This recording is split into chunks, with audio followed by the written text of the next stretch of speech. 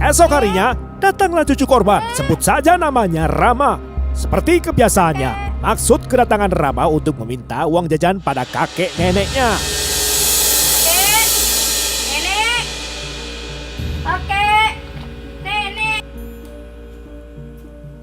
kakek, nenek, kakek, nenek,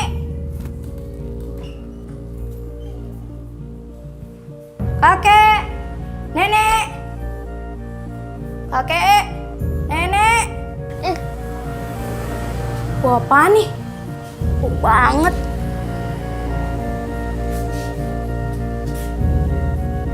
Busuk.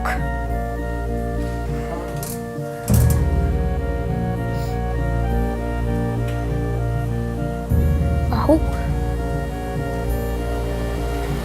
Kakek, nenek.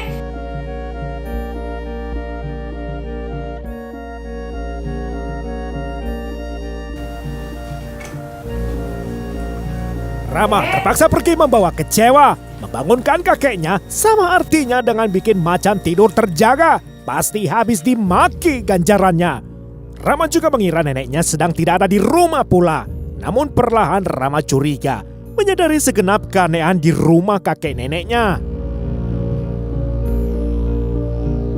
Bu, ayo Bu, cepet Bu. Iya, ada apa? Ada banyak orang di rumah kakek Bu, ada polisi. Setelah 2 hari kemudian, ibu kandung Rama, Hanik Puspitasari, akhirnya berhasil diyakinkan. Hanik tergesa-gesa menuju rumah mertua oleh karena kecurigaan Rama anaknya. Ini jadi bagaimana kejadiannya, Pak?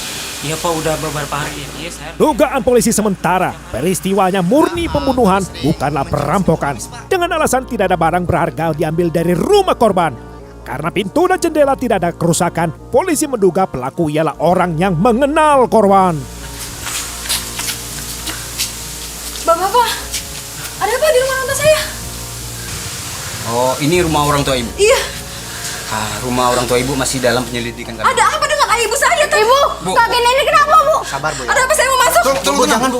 Tenang, Bu. Tenang, Bu. Sabar, Iya, tapi ada apa dengan Setibanya, alangkah terkejutnya Hanik dan Rama. Hanik mendapatkan kabar peristiwa bahwa ayah dan ibu mertua ditemukan membusuk tak lagi bernyawa. Dipastikan sudah mati beberapa hari sebelumnya.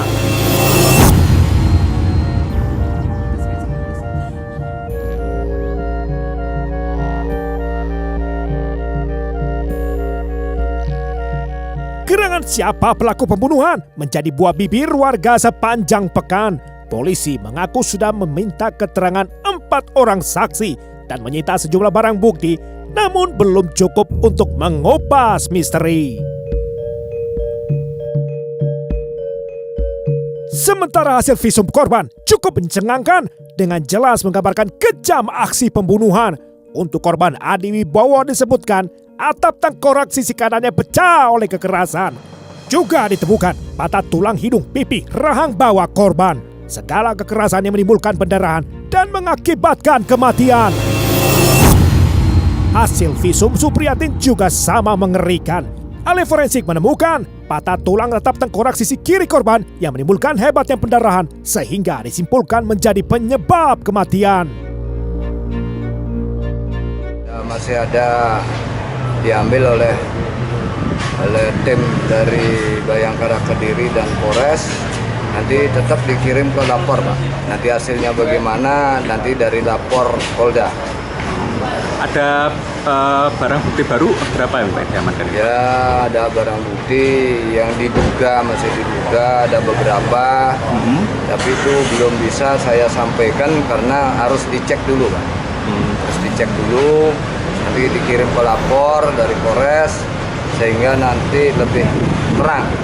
Ada berapa kantong Pak barang bukti yang tadi? Ya kurang lebih ya 8 kantong. Kantong ya. Pak, ada barang yang hilang juga? Kalau barang nggak ada yang hilang. Nggak ada. Saksi yang diperiksa sudah ada berapa Pak? Sampai saat ini sudah ada 4 orang yang diperiksa. Jadi terus kita cari saksi sebanyak mungkin untuk mempermudah nanti keterangan-keterangan itu kita input. Namun penyelidikan bukan soal menghimpun keterangan saja, tetapi alat bukti yang bisa memberi arah pada proses penetapan tersangka. Oleh karena minim alat bukti, proses penyelidikan polisi akhirnya terhenti.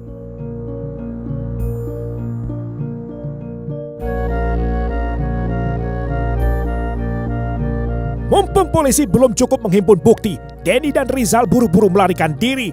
Di perkebunan sawit di pelosok Pulau Kalimantan mereka bekerja sekaligus menepi. Sejatinya, mereka berdua sudah dimintai keterangan oleh polisi, tetapi hanya sebatas saksi.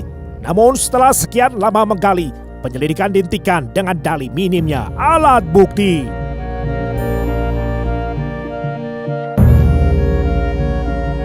Polisi setempat berganti kepemimpinan. Akhirnya terungkaplah misteri pembunuhan. Tidak tanggung-tanggung 1 tahun kemudian, barulah kedua pelaku ditangkap di Kalimantan.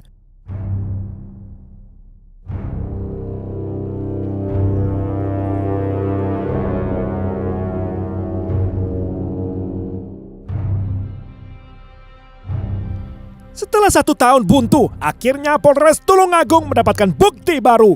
Kapolres baru AKBP Eva Gunapandia kembali membuka perkara, menyelesaikan utang perkara lama.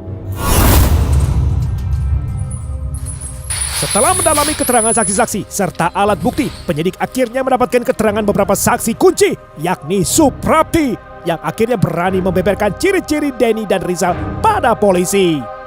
Ditambah 2 saksi lagi, yakni Indah kekasih Denny serta sepupu Rizal bernama Septi. Keduanya bersaksi soal kedua pelaku pasca tragedi.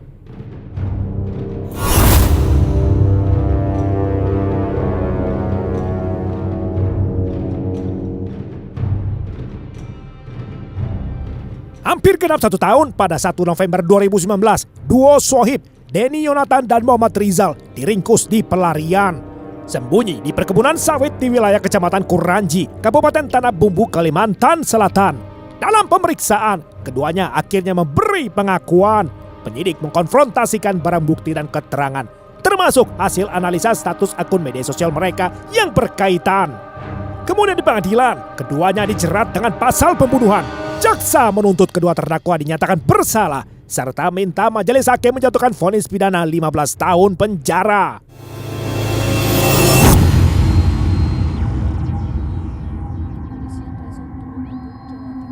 Pada Senin 23 Maret 2020, Majelis Hakim Pengadilan Negeri Tulungagung membacakan vonis dengan amar putusan, menyatakan terdakwa Denny Yonatan Fernando dan Muhammad Rizal dinyatakan terbukti bersalah. Hakim Ketua Afid Rudiadi menjatuhkan hukuman pidana masing-masing 15 tahun penjara sesuai tuntutan jaksa sebelumnya. Bengis 2 pemuda, gegara tak kelar STNK. Ya, yang pertama saya terima kasih sama pihak polisi.